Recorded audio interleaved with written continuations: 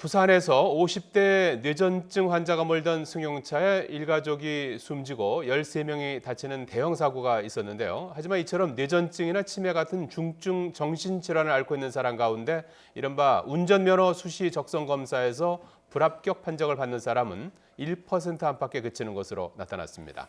판정 시스템이 허술하게 운영되면서 비슷한 사고가 또 일어날 수 있다는 지적이 나오고 있습니다. 강진원 기자의 보도입니다. 운전면허를 딴 이후에 뇌전증과 치매 등으로 6개월 이상 입원한 사람은 수시 적성 검사 대상자가 됩니다.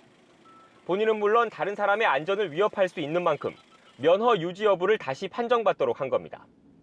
하지만 이들 중증 정신질환자의 면허가 취소된 경우는 극히 드뭅니다.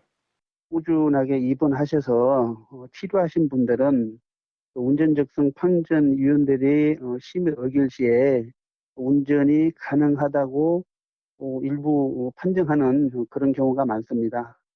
실제로 지난해 수시 적성 검사 대상자 1,641명 가운데 불합격 판정을 받은 사람은 6명에 불과합니다. 0.4%도 안 되는 규모입니다.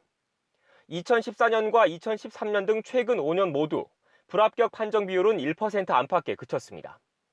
수시 적성 검사 판정 시스템이 제대로 작동하지 않고 있다는 분석입니다. 진단서 이외에 의사와 같은 전문가들이 판단을 해야 하는데 작년에 이 판정위원회 위원들을 살펴보니까 전체 위원 중에 전문성을 가진 의사는 25%밖에 되질 않습니다.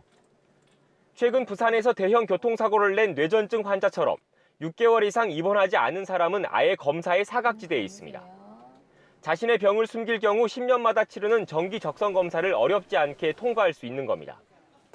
경찰은 뒤늦게 뇌전증으로 6개월 이상 입원한 사람 외에 장애 등급을 받은 사람도 수시 적성 검사 대상에 포함하는 등 보완책 마련에 나섰습니다.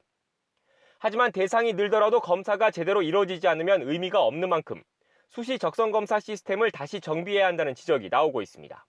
YTN 강준원입니다.